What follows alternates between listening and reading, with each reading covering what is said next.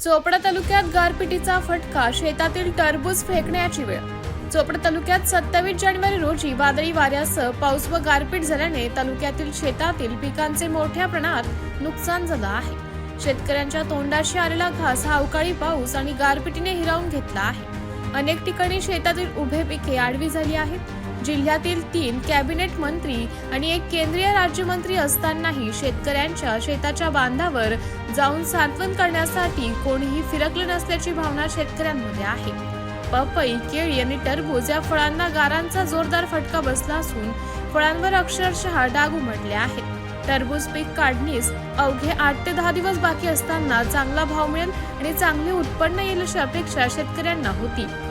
लागवडीपासून ते काढणीपर्यंत शेतकरी पिकावर मोठ्या प्रमाणात खर्च करतो।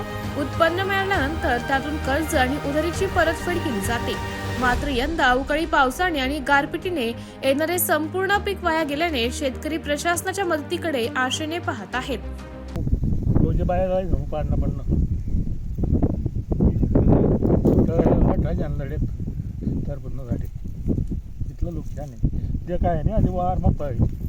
इच्छा होती नाही पण इच्छा नसली पूर्ण तरी पण इच्छा होई नाही आमने वाली क्या करी दे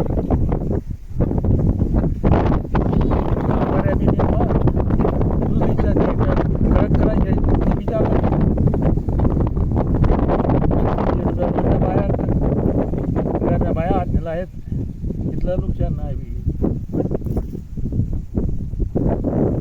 सगळं शेतीवर अवलंबून माझ्या शेतात टरबूज लागवड केली होती।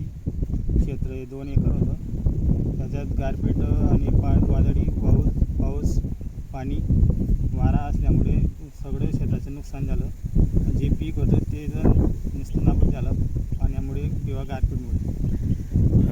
किती दिवसात निघणार होते ते टरबूज? माझं टरबूज फक्त मोजून 10 ते 15 दिवस लागणार होते। किती खर्च झालेला आहे त्याच्यावर? कमीत कमी माझ्या क्षेत्राला 1.5 ते 2 लाख रुपये खर्च झाला होता। अच्छा, म्हणजे पंचनामा वगैरे झाला आहे का? पंचनामा करायला आले ते पाहून गेले। माझा त्याच शेतात परत टरबूजचं रोप लागवड केली का?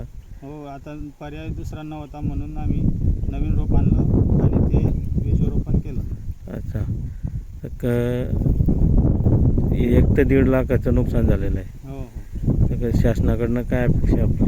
शासनाने काय त्यांनी आपली नुकसान भरपाई करून द्यावी ही आमची इच्छा आहे।